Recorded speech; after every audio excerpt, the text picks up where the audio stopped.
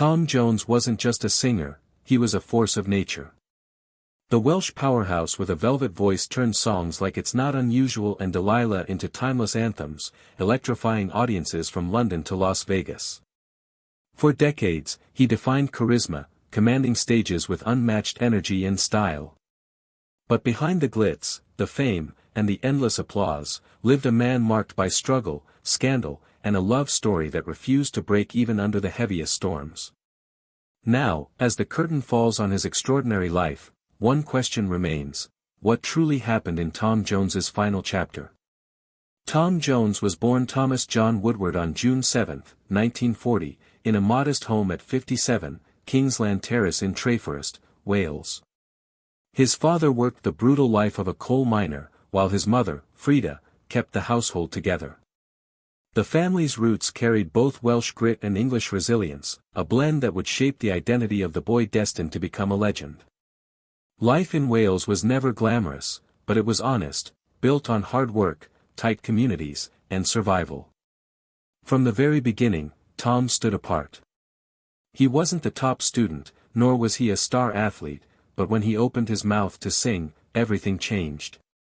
At family gatherings, weddings, and in the school choir, his voice would soar above the rest, raw, soulful, and filled with emotion far beyond his years. It was a gift that demanded to be heard. But just as his talent began to shine, tragedy struck. At only 12 years old, Tom was diagnosed with tuberculosis.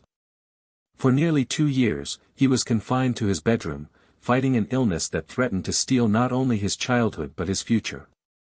Yet, in that forced solitude, his voice became his refuge, his only escape. And it was there, in that quiet battle for life, that the fire of Tom Jones's destiny was truly forged. Confined to his bed, Tom's world shrank to 4 walls, his imagination, and the records that spun on the player beside him. It was the worst time of my life, he would later recall. But in that isolation, music became his lifeline. With nothing to do but listen and dream, his love for singing grew into an obsession. By the time he recovered, he was no longer just a boy, he was a young man transformed, burning with determination and consumed by music. That fire pushed him onto the stage. In 1963, Tom became the frontman for a local Welsh band called Tommy Scott and the Senators. They weren't international stars, but in South Wales, they were legends. Crowds flocked to hear them, and Tom's booming, soul-drenched voice became impossible to ignore. Word spread quickly about the singer with the big voice, and soon they found themselves recording with eccentric producer Joe Meek. But despite the promise, success remained out of reach. Everything changed when Decca producer Peter Sullivan caught one of their performances. He saw the spark, the potential, the power, but even then, the hits didn't come. The band stumbled, recordings fell flat, and Tom's dream hovered on the edge of fading. Then came Gordon Mills. Not just a manager, but a visionary who recognized the raw force in Tom's voice and knew how to shape it for the world stage. That meeting marked the beginning of a transformation that would turn a coal miner's son from Wales into one of the most unforgettable voices in music history. He noticed something in Tom that had the potential to transcend the local clubs of Wales. He took Tom to London and provided him with a new identity. Tommy Scott was no more. He became Tom Jones, named after the hit film from 1963. This name would become iconic, but it was Tom's voice that truly propelled him to fame. Mills dedicated himself to securing Tom a record deal, and in 1964, they struck gold with Decca Records. The first single, Chills and Fever, was released later that year, but it was a flop. No one seemed to take notice, and the pressure mounted, yet they persevered. Then came It's Not Unusual, the track that would launch Tom into the limelight. With heavy promotion from Radio Caroline, the song exploded in early 1965, reaching number 1 in the UK and soon breaking into the top 10 in the United States. Suddenly, Tom was no longer just a local performer, he had become a sensation. The hits kept coming. That same year, Tom recorded the theme song for the James Bond film Thunderball, and the quirky What's New Pussycat, written by Burt Bacharach and Hal David.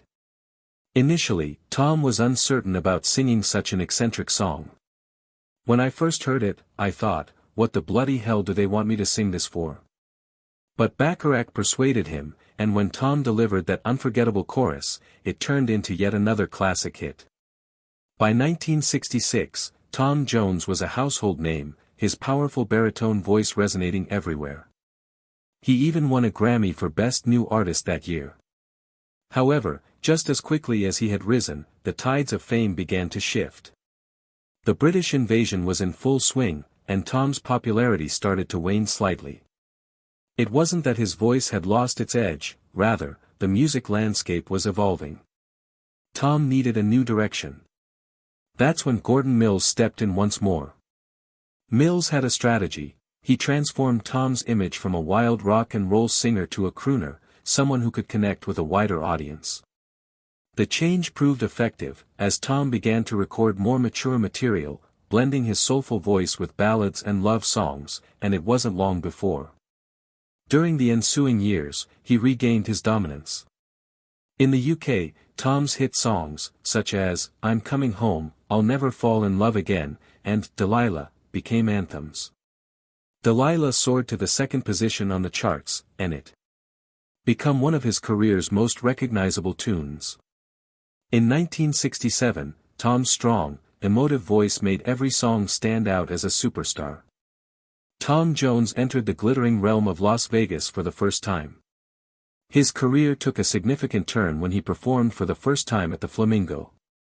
The glamorous, high-energy setting of Vegas was ideal for his persona, and the audience adored his larger-than-life stage presence.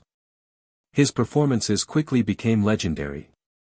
Tom wasn't no longer singing, he was making a show out of it. His famous half-unbuttoned shirts, tight trousers and open-chested appearance gave his strong voice a sensuous undertone. From then on, Vegas became his second home, and he gave at least one performance there. Week every year until 2011, but Jones never stopped performing live.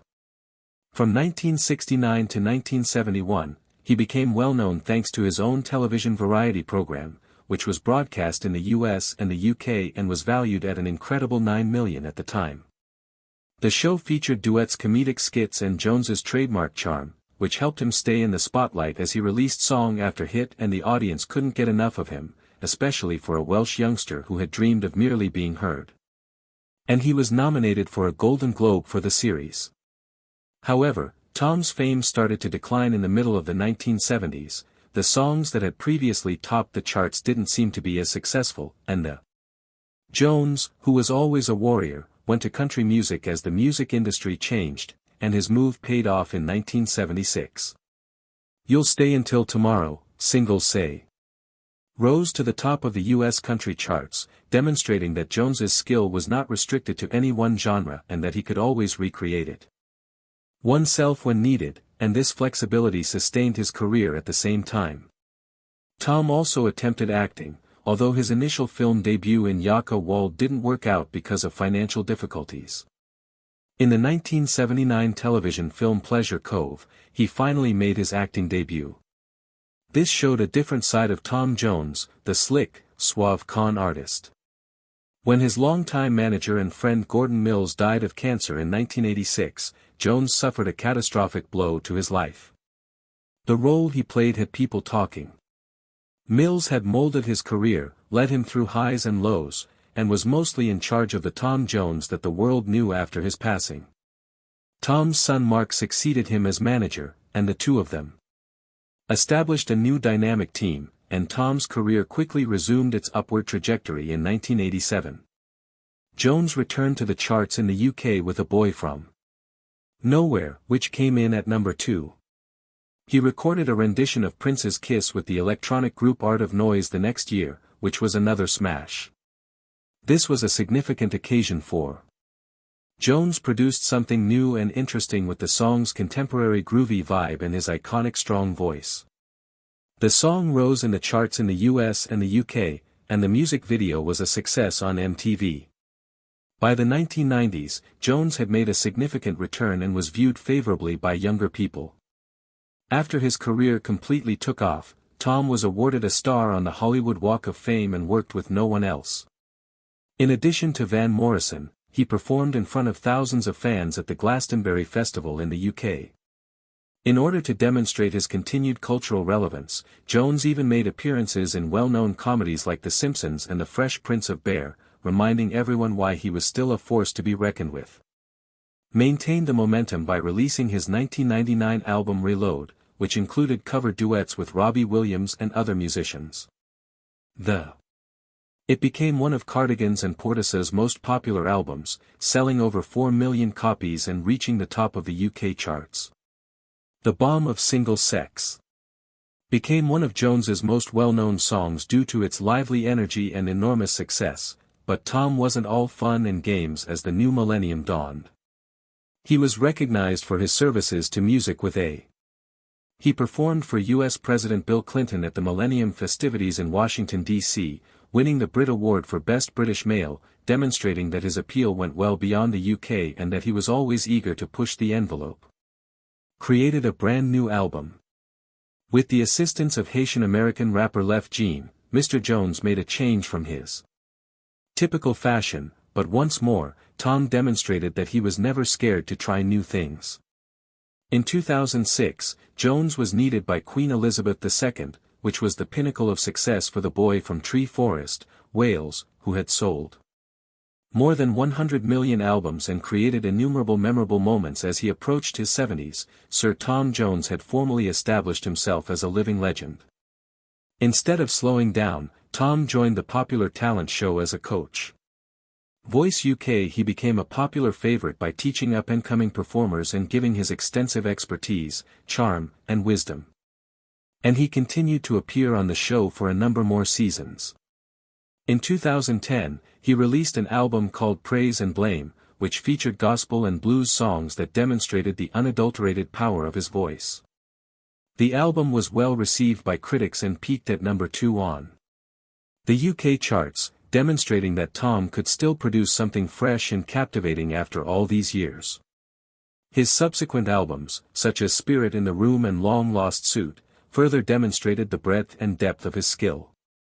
Each album featured soulful fusions of rock, blues, and gospel that only Tom Jones could do.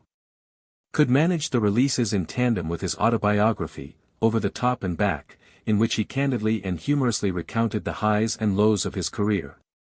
In 2021, Tom shocked everyone once more with his album Surrounded by Time, which included covers of songs by artists such as Bob Todd Snyder and Dylan. Tom opened up about aging and life loss in this introspective album. His performance of I'm Growing Old was especially poignant, exposing the sensitivity underneath his larger-than-life persona even though he was well into his 80s. Tom still gave performances with the same vigor and emotion as when he was younger. In 2022, he entered the stage at Cardiff's Principality Stadium, captivating both new and old fans with his thunderous voice. Tom as well as Linda. At the center of Tom Jones's romantic life, which has been as fascinating as his profession, was his childhood lover, Melinda Rose Trenchard, also known as Linda. Tom and Linda's romance began when they were merely 12-year-olds strolling together to school in their tiny village of Treforest, Wales. The two decided to get married in a modest ceremony at the Pontypridd Register office after Linda became pregnant at the age of 16. From that day in 1957, they were inseparable, despite the fact that their relationship was far from perfect. Nevertheless, Linda mostly stayed out of the spotlight while Tom's career took off in the middle of the 1960s. He was traveling the world and recording some of the decade's biggest hits, and Linda stayed at home. She was the one constant in their son Mark's life, providing for him and rearing him. Despite all the publicity and turmoil, Tom admitted that he wasn't exactly the epitome of faithfulness. At the height of his fame, Tom Jones boasted that he had slept with up to 250 women, having affairs with hundreds of them. Women would throw their trousers on stage at his annual Las Vegas shows, and Tom, ever the charmer, would do so while wearing tight slacks and a shirt that was just partially unbuttoned. Despite being married to Linda, Tom had a number of affairs, some of which were more well-known than Other famous affairs included a 2-year relationship with Mary Wilson of the Supremes in the late 1960s, which ended abruptly when Linda learnt of what was happening. Tom said that Linda was furious when she learnt, and in fact, in spite of the infidelity, Linda supported him even when another high-profile affair made headlines in the early 1970s. In 1973, Tom had a public liaison with Miss World Margie Wallace, which turned into a sensation in the tabloids when Linda discovered that Tom had to answer to more than just the press, he had to face his wife. When Tom revealed the truth to her, she reacted angrily, punching him in a fit of rage. Wallace lost her title as a result of the scandal, and the press had a field day with the facts of their affair. Fury, but she decided to remain once more. Tom stopped the affair by saying that Linda was the most important person in his life. However, in 1987, Tom had a brief affair with American model Catherine, which severely damaged their relationship. This time, Burker, there were long-term repercussions. After Burker fell pregnant and a DNA test revealed that Tom was the father of her baby Jonathan, Tom refused to date the child, claiming that the affair was an error and that he had been accused of deceived. Jonathan, who is currently in his 30s, has apparently never met his father, and when questioned about it, Tom stayed mostly silent for years. In 2008, Tom acknowledged the affair, but he did not make amends with his son in spite of the several affairs. Tom and Linda's marriage remained solid. Linda was characterized as being extremely secretive. She rarely went to public events with Tom or went on tours with him. Instead, she stayed at home. Far from in the late 1980s, she and her husband bought a mansion in Wales, surrounded by the glitz and glamour of. While Tom continued to tour and record, Linda concentrated on creating a peaceful, inclusive life for the two of them. Despite spending a large portion of their later years in Los Angeles, Linda constantly battled homesickness, missing Wales and the simplicity of their previous existence.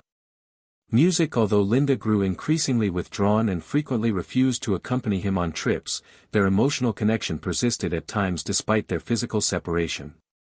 Tom reportedly called Linda the most significant aspect of his life, even acknowledging that he couldn't *** her because they shared the same Welsh heritage and beliefs. In 1999, Tom recorded a song called The Road as a dedication to his wife, which talked about their lengthy journey together and his intense love for her in spite of the difficult times. The lyrics of Wherever I Go, The Road Always Returns to You say that this reflects Tom's understanding that, despite his success, Linda will always be at the center of his life. However, in 2016, after a protracted fight with lung cancer, a love tale took a tragic turn. Linda died. After 59 years with her, Tom was distraught. And in interviews after her passing, he said that losing her was the most difficult thing he had ever experienced. Tom showed how much Linda meant to him, stating that she had served as his anchor and basis. When Linda passed away, although Tom said that he felt as like he had lost a piece of himself and that he wasn't sure he could carry on performing without her, Linda urged him to do so in her last minutes. One song in particular, I Won't Crumble With You If You Fall, a cover, became a moving representation of their love. Linda's words served as inspiration for Tom's 2021 recording. The music speaks of being there for someone of their darkest hour but having the energy to carry on. For Tom it became a way to honor Linda's reminiscence and her wish for him to preserve doing what he loved, making a song after Linda's dying. Tom returned to the United Kingdom, fulfilling her final want for him. He left in the back of the mansion in Los Angeles that she had decorated, explaining that he no longer felt secure there without her. Tom's performances became a manner for him to deal with the grief, and he regularly spoke about how he felt Linda's presence with him on every occasion he stepped on stage. Inside the years, due to the fact that her passing, Tom has made it clear that Linda changed into the love of his existence and he might in no way marry again. There is no records with anyone else, he said in an interview. Despite the fame, the affairs and the glamorous lifestyles he led, Linda turned into constantly the only he came lower back to their marriage was far from perfect, but in the end it changed into actual. For Tom, the legacy of his love for Linda keeps through his song. Even now, as his voice has deepened with age, he sings with the equal ardor and emotion that first captured hearts within. The 1960s he might also have sung for hundreds of thousands, but best one girl ever truly owned his heart. If you love this tale, don't forget to love, comment and subscribe. Hit the notification bell to live updated with our present day content material.